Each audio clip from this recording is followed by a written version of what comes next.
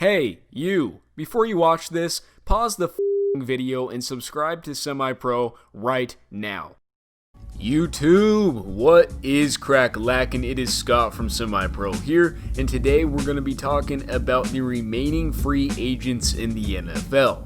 Normally in June, there aren't many big names available on the NFL free agent market, but in 2020 there are actually quite a few. From a former MVP to one of the best receivers of all time, there is plenty of talent to go around still. In this video, we are going to take a look at some of the top free agent players still on the market, in no particular order. To start us off, let's talk Cam Newton.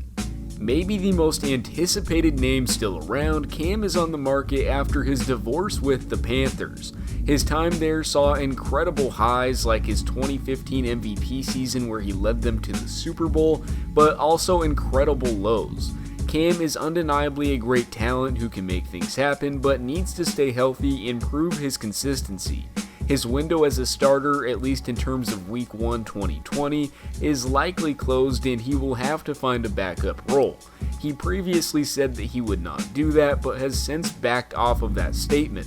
I don't think Cam is totally done if he can stay healthy, and he deserves another chance. After all, this guy has had a lot of success. Likely destinations for him include the Cardinals, Rams, Patriots, and Steelers. But one team that I think people sleep on for Cam is the Ravens. RG3 is the backup there right now, obviously behind Lamar, but I can already see Harbaugh drooling over a 3 QB set with Cam, Griffin, and Lamar. That would be insane, and I would love to see it. It could also be a breath of fresh air into Cam's career. Next up, we've got Antonio Brown. This is another guy who I don't think is quite done. He only played one game in 2019 with the Patriots, but actually looked pretty good considering he didn't have a training camp with the team or any real introduction. In recent videos that have surfaced, you can still see that he has speed and ability. Actually, I would go as far to say that I don't question the guy's ability at all. I think he is a more than serviceable wide receiver one still. But obviously with AB, there are the personality and even legal issues that come attached with him. Will a team give him a chance? We will see, but I think someone should go for it if you can get him under wraps because it is a steal.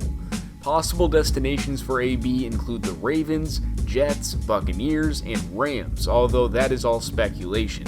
Who knows if any of these teams would be willing to take him on. I like Tampa the best as they would be putting their receiving core over the top with the addition of him, and he has a good relationship with Brady, who I think could keep him at least somewhat in check. Alright, now we've got Everson Griffin, the edge rusher who was formerly with the Minnesota Vikings. He is a beast, and while he isn't planning on signing with any team until he can visit their facilities, he had 74.5 sacks in 10 seasons, which is absolutely nothing to scoff at. Griffin has had just 13.5 sacks over the past 2 seasons, but had 35 pressures and 13 hurries in 15 games last season. Griffin may not be a starter anymore, but he can still get to the QB. He can play. He may not be that star anymore, but he will be a great addition to a contender. I expect him to sign with a team in the mix, and rumored teams have been my Philadelphia Eagles, the Browns, the Cardinals, or even a return to the Vikings, as well as many other teams in the mix. If he comes at the right price, Griffin could be one of the biggest free agency steals of the offseason. Alright, now one of my favorite players on this list, my boy Jay Clowney. While he may not be living all the way up to his sky-high expectations that were slapped on him coming into the league, Clowney is still a really good player. He has been on record saying he wants to win, which really limits his options in free agency though. I personally think he should return to Seattle on a 1-year deal and set himself up for the big bucks with a good performance, but other rumored teams include the Titans, Eagles, Colts, and Giants if he can give up that winning wish at least for now. Clowney has great ability off the edge and is a premier pass rusher. If he signs a 1-year deal, he could be a great rental for a contender. The possibility of him signing a long-term deal though isn't out the door, but he would be really wise to bet on himself here. If he stays healthy, he will certainly have a really good season and set himself up for a nice contract. And lastly, we've got Larry Warford.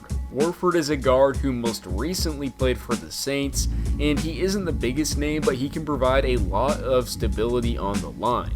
At 28, he has plenty of football left to play at a high level, and I see him signing with a young team who needs line help, notably teams like the Bengals, Cardinals, or Dolphins. He should be able to get some decent money too. Alright, you heard me. Those are in my opinion the top guys left, but still guys like Logan Ryan, Josh Gordon, Devontae Freeman, and tons of other guys who can still make an impact are on the market. It is an unprecedented offseason with these guys not really being able to visit facilities, which plays into some of these guys still being on the market. It's been a really interesting NFL offseason, and it's really only just getting started. If you enjoyed this video, click that thumbs up button and make sure to subscribe to the channel if you are new. We post really dope daily sports content on this channel, everything from NFL and NBA news to documentaries and breakdowns. So thank you for watching and have a blessed rest of your day.